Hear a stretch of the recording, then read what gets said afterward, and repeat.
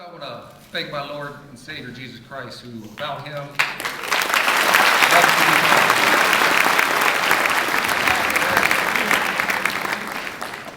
secondly, I'd like to thank the Pro Football Hall of Fame and All-State teaming up together. And I really like to thank All-State for seeing how important it was to come back to the hometowns of the Hall of Famers and not just honor them, but honor the hometown. Because this is where we grew up, this is where we honed our skills, and this is I think, to me, a vital part of you guys, of your careers, of your lives, how you can build a foundation of what's right. And you got to stand for something, because if you don't stand for something, you'll fall for anything. All right? You got to understand that.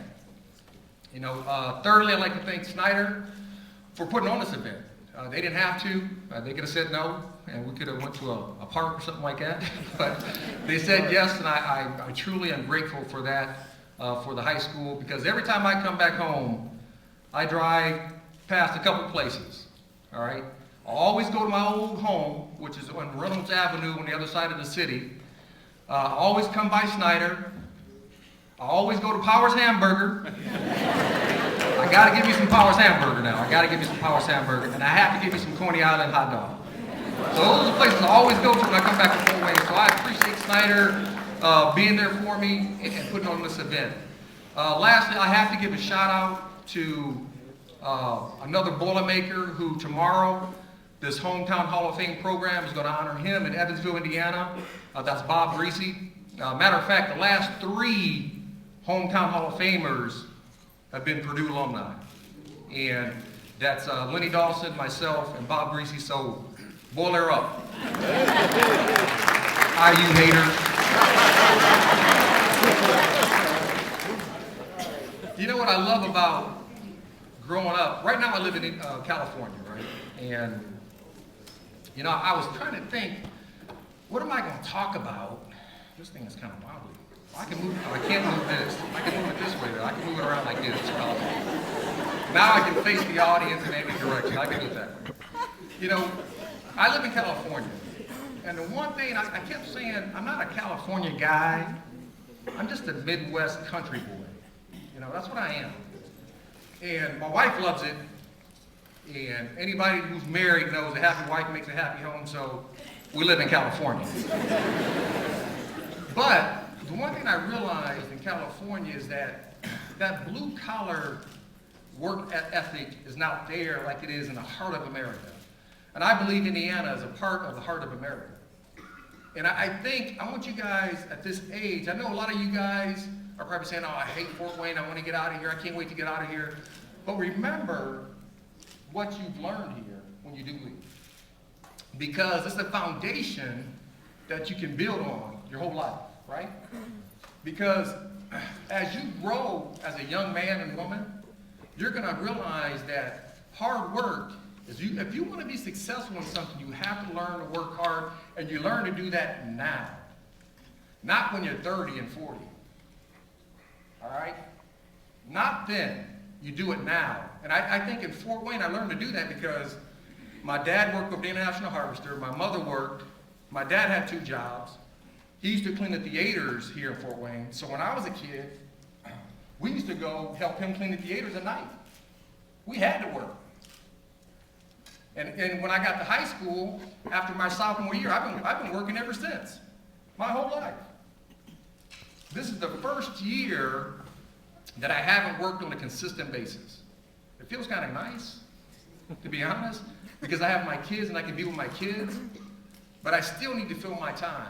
And I think there has to become a time in your guys' life that you build a foundation of what's right. And it starts now. It starts in high school. It does. You can't wait until, don't tell yourself I'll do it later. Because when you try to do it later, sometimes it's too late for some of you, all right? And, you know, I just remember my whole life about Fort Wayne that, you know, we used to live on the other side of the city, and we used to go to Memorial Park. I just remember this like yesterday. We used to wake up in the morning, we used to go to Memorial Park, we used to get in line for the swimming pool, right? As soon as it opened, we were in. Lunchtime, the pavilion opened up, and the city gave free lunches, and we used to go to the pavilion for the free lunches. we would go back to the swimming pool. The pool would close. We would stay for swim practice. And then they would really work the snot out of us in swim practice. As soon as practice was over, we had to beat the street light on before we got home. And if it came on before we got home, we were in trouble. We were grounded. And that's my whole life. That's what I did every day until I got to high school. Every single day I was outside being physical, doing something. And you know, what I want to encourage you guys to do is to work hard in some aspect of your life. You know, when I went to Purdue, first of all, if I wouldn't have got a scholarship, I wouldn't have went to college. We didn't have enough. So I got a scholarship. I was blessed enough to get a scholarship. I went to Purdue. And I remember how, you know, when I was at Purdue, I didn't really work real hard because I was really gifted. God gave me a lot of natural talent, and I didn't use it all at Purdue. I played well enough to get drafted and all that stuff, but I remember a guy named Mark Jackson. And I don't know if you older people in the audience remember the Denver Broncos when they had the three amigos? They had Mark Jackson, Vance Johnson, and Ricky Nattil. And John Elway was the quarterback, and they finally got Terrell Davis as a running back, and they won a couple championships. Well, Mark Jackson was a walk-on at Purdue. This guy walked on at one of the biggest schools in the country as a receiver. So if you don't get a scholarship, if you want to play sports and you don't get a scholarship, you still can make it. 18 players have come through Fort Wayne that's played in the National Football League. And there's been some Major League Baseball players, there's been some basketball players, there's been some actors and all that stuff. You can't make it from the city. But you got to believe in yourself. All right? You have to believe in yourself. And, you know, the one thing I really try to understand what got me there is the hard work. You know, when I got drafted to Pittsburgh, when I first got there, I didn't work real hard, to be honest. I just lived in my God-gifted talent. And then one year, I went to the Pro Bowl my first year. Going to the Pro Bowl, I went as a kick returner. And I saw all the cornerbacks who made it. You know, it was Frank Mittyfield, Albert Lewis. I can't remember the other couple other guys. And I was like, shoot, if they can make it, I know I can make it. And I'm telling you, as soon as I came back from there, I started working hard. That's when it finally clicked in my head to start working and to start doing the things I have to do if I want to be great. Do you want to be good or do you want to be great? That's what you have to ask yourself. We all want to be successful, right? But that's the question you have to ask yourself every day. Do you want to be good or great? You football players or basketball players or swimmers or volleyball players or softball, whatever you're doing in this room, all right, whatever you want to be, you got to tell yourself, you got to ask yourself, how many other people in this world are doing the same thing that you're doing? All the high schools around the country that's competing for something, right? Do you want to make yourself better? And I remember working hard. I remember that me, Carnell Lake, Greg Lloyd, and Merrill Hodge, you know, we used to get these rookies coming in Pittsburgh over the years. And they used to say, oh, we work so hard. And you're thinking you're working hard until you figure out you're not. And us four, throughout, it was like a 5-6 year period, 7-year period, that we would get up in the morning, we would go swim. We would get done swimming, we would go over to the track. We would leave the track, we would go lift. I didn't get done until about noon. And I remember Cordell Stewart, you know, he's a great player, tremendous athlete out of Colorado, who was our quarterback eventually in Pittsburgh. He kept saying how hard he worked. We were like, really? Come with us. One day, just give us one day. And he came. He didn't even wake up to go to the swimming. He was late for that. He came to the track, and at the track we ran ladders. We ran 100, 2, 3, 4, 5-minute break, 4, 3, 2, 1. That was our workout. So we run the 100, he's there. Run the 2, he's there. Run the 3, he's there. Run the 4, he's there. 5-minute break, we're walking the track. We don't see him. All we hear is a whoa behind the bush. Well, we never seen Cordell again. And my point is, You have to be willing to work hard, because sometimes we think we're doing something in life and we're not. We think we're working hard and we're not. I mean, how many of you kids want to be successful in life? Raise your hand. Don't lie now. Don't say, oh, I want to fail. Because you're lying. So let's keep that real. You know, I remember my second to last year, I was playing with the Raiders. And I remember we played the San Diego Chargers. And I was coming around the corner to make a tackle, and a receiver clipped me right in my ribs. I could not breathe.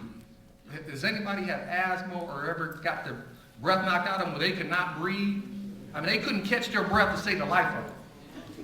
At that moment, what would you have gave to take a breath?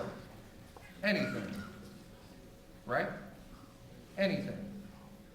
And it's that point in your lives where you got to say, I want to be successful, and I will sacrifice anything to get it. Anything. Xbox. Hello? I'll look over here to the guys first, because I know you guys are on Xbox thinking you guys are playing the video games and all that stuff. PS3, bro. PS3, whatever. It's the same thing. It's an entertainment center or system, whatever it is. Wii, whatever you want to call it. Facebook, cell phones, internet. My point is, what are you willing to sacrifice to be successful? Let's keep it real. You know, because I want to give like this elegant speech and all that stuff, but I want to be honest with you students here in Fort Wayne and Snider High School. If you want to make it, you can make it. I know some of you are going to be like, oh, this dude just think he's off. Listen, I came from where you're at. I remember when I was at Purdue University, I had a quarter in my pocket. I did not spend that quarter. I was on scholarship, but yes, you got to remember though, back then, they wouldn't give us any money before spring football started. So I lived off campus. So you know what I ate for breakfast, lunch, and dinner? I had canned vegetables for breakfast, lunch, and dinner for a month. And that quarter, never spent it. I had it in my, I wanted to. I wanted to call home and be like, please let me get out of here. But I never spent it. You got to be willing to sacrifice something in life to be successful, no matter what it is. You guys got to understand that now. And if you want to be successful, you can be. But there's going to take some things for you to do to be there. Listen, if you want to make it, you can make it, but you have to believe in yourself. You have to believe in yourself. And don't you ever let anyone tell you you cannot do it. You hear me? Do you guys hear me? Don't let anyone tell you you can't make it. That you're no good. Don't. All right? And don't let failure discourage you. Because remember, failure is an event. It's not a person. All right? You fail a test. It happens. You lose a game. It happens. That does not define you as a person. All right? So remember that when failure happens, it's not who you are. It's just something that came about in your life. And it should make you stronger. Because I've never seen anybody in life go through everything and be successful and be great. You have to fail somewhere to learn. Now, failure to change can be fatal. You guys understand that? Failure to change can be fatal. So if you're doing something and you're not being successful, you might want to change. You might want to do something different. But you can be successful. And I hope that this plaque and the other people, anytime you walk by this plaque, that you're encouraged that you can be a Hall of Famer at whatever you do. If time gets hard, it's time to work. Don't start crying and want to quit. I can't shouldn't be in your vocabulary. It should not. And don't be a quitter. Don't learn the bad habits. Because people always think habits are good. Habits can be very bad too. So don't let bad habits creep into your life and stay there. You guys hear me? You got to remember that.